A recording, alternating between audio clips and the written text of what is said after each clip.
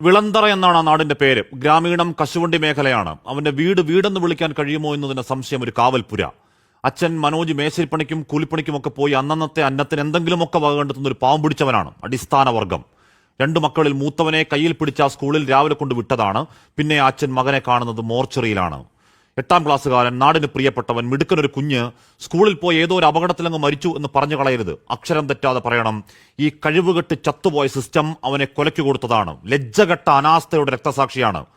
കുട്ടികളുടെ ജീവന് 10 പൈസയുടെ വില കൊടുക്കാതിരിക്കൽ ഇത്രമാത്രം അനാസ്ഥ മനുഷ്യസാധ്യമാണോ എന്ന സംശയം തോന്നിക്കുന്ന രീതിയിൽ ഒരു കൊലമരം കണക്കിയ ദൃശ്യങ്ങൾ കാണുന്നുണ്ട് പ്രേക്ഷകർ. നൂറുകണക്കിന് കുട്ടികൾ പഠിക്കുന്ന തേവലക്കര സ്കൂളിലെ മോന്തായത്തിന് മുകളിൽ തൊട്ടില്ലെന്ന മട്ടിൽ ഊഞ്ഞാല് കണക്കെ തൂങ്ങിയാടലാണ്. മാരക പ്രഹരശേഷിയിൽ വൈദ്യുതി പ്രവാഹമുള്ള ഒന്നല്ല, ചേർത്ത് കെട്ടിയ 4 കറണ്ട് കമ്പികൾ. രാവിലത്തെ കളിക്കിടെ ആ നാശം പിടിച്ച തകരഷീറ്റിന് മുകളിലേക്ക് തെറിച്ചുപോയ കൂട്ടുകാരന്റെ ചെരുപ്പെടുക്കാൻ കയറിയതാണ് ചുറുചുറുക്കുള്ള ആ മിടുക്കൻ. കാല് തന്നെയ വൈദ്യുതലൈന് മുകളിലേക്ക് കമിഴ്ന്നു കിടക്കുന്ന ആ കുരുന്നിന്റെ ദൃശ്യങ്ങൾ ഒരിക്കൽ കൂടിയൊന്ന് കാണാവതല്ല. CPM നിയന്ത്രണത്തിലുള്ള ഭരണസമിതിയും അപകടാവസ്ഥ അറിഞ്ഞിട്ടും പിത്തം പിടിച്ച കണക്കൊന്നും ചെയ്യാതിരുന്ന KSEBയും ചേർന്ന കുരുന്നിനെ കൊലയ്ക്കു കൊടുത്തതാണ്. കാരണക്കാരെ കഴുത്തിന് പിടിച്ച് പുറത്താക്കാൻ അമാന്തമുണ്ടായാൽ തെരുവിൽ പ്രതിഷേധം ഇരമ്പുന്നില്ലെങ്കിൽ നമ്മളൊക്കെ മനുഷ്യരാണോ? ആ സ്കൂൾ ഭരണസമിതി ഉപദേശക വിദ്വാൻ, അവിടുത്തെ ജില്ലാ പഞ്ചായത്ത് അധ്യക്ഷൻ, അയാൾ പറയലാണ്, അവബോധമില്ലാത്ത ആ വിദ്യാർത്ഥിയെ ഷീറ്റിൽ കയറി കാല് തെന്നിയപ്പോൾ കറണ്ട് കമ്പിയിൽ പിടിച്ചതാണത്രേ പ്രശ്നം. മരിച്ച കുട്ടിയെ കുറ്റക്കാരനാക്കുന്നോ?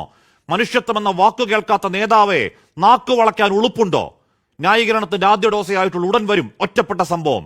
2 നാൾ കഴിഞ്ഞാൽ കേൾക്കാം. മരണവ്യാപാരികളുടെ ആഭാസ നൃത്തം, സർക്കാരിനെതിരായ ഗൂഢാലോചന, വലതുമാധ്യമങ്ങളുടെ എന്തോ മണ്ണാങ്കട്ട, കാൽക്കാശിന് വിലയില്ലാത്ത സൈദ്ധാന്തിക വിടുവായത്തങ്ങൾ. മാറാത്ത ഫോർമാറ്റാണ്. രാവിലെ തന്നെ കേട്ട ആ വാർത്ത, കാണുന്ന ദൃശ്യങ്ങൾ, ആ പാവം പിതാവിന്റെ പുത്രദുഃഖം, വേണ്ടപ്പെട്ട ഒരു കുട്ടി എന്ന മട്ടിൽ ഹൃദയം അങ്ങ് വേദനിക്കലാണ്. പ്രിയപ്പെട്ട കുഞ്ഞ് സുഖമായി ഉറങ്ങണം. നിനക്ക് സ്നേഹങ്ങൾ, ആദരങ്ങൾ, നെറുകയിൽ അന്ത്യചുംബനങ്ങൾ.